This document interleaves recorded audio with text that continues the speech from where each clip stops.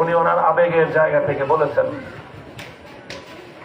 তবে আমি যেটা বলবো, আমি সহ প্রায় সারা বাংলাদেশের 1200 ওলামায়ে কেরাম এবং আমাদের ছাত্রবৃন্দ, আমাদের সহযোগীদেরকে অন্যায়ভাবে কারারুদ্ধ করা হয়েছে। আমাদের সময় নষ্ট হয়নি, আমাদের সময় নষ্ট হয়নি।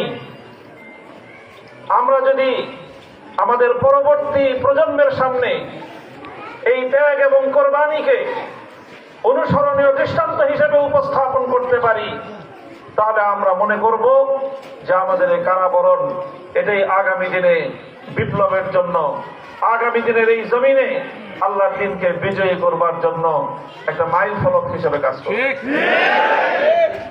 আজ আমরা অনেকটা বিলাসিতায় গা ভাসিয়ে দিতে অভ্যস্ত হয়ে পড়েছি।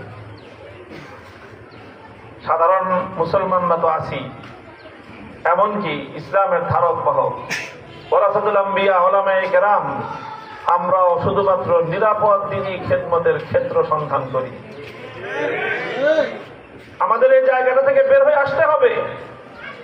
বিশ্বাস করি আমরা যে আল্লাহর দ্বীনের জন্য ত্যাগ এবং কোরবানি পেশ করার মাধ্যমেই হাজার বছরে ইসলামের বিজয়ের সকল ইতিহাসগুলো সূচিত হয়েছে।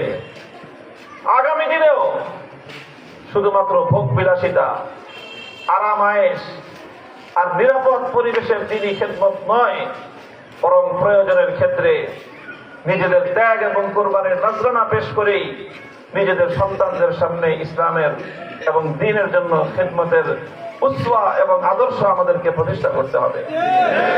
আমাদের পূর্বপুরুষরা সেটাই করে গিয়েছেন। দারুল উলুম দেওবন্দ প্রতিষ্ঠিত হয়েছিল, আমরা এই জমিনে দারুল উলুম দেওবন্দের প্রতিনিধিত্ব করি। আমরা সগৌরবে দারুল উলুম দেওবন্দের নাম উচ্চারণ করি, কিন্তু দারুল উলুম দেওবন্দের ইতিহাস কি, দেওবন্দের শিক্ষা কি ছিল? দারুল উলুম দেওবন্দের প্রথম সন্তান শাইখুল হিন্দ মাহমুদ হাসান দেওবন্দি রহমতুল্লাহ আলাইহি নিজের জীবনের সংক্ষিপ্ত বিবরণ দিতে গিয়ে বলেছিলেন, আধি জিন্দেগি জেল মে, আধি জিন্দেগি রেল মে।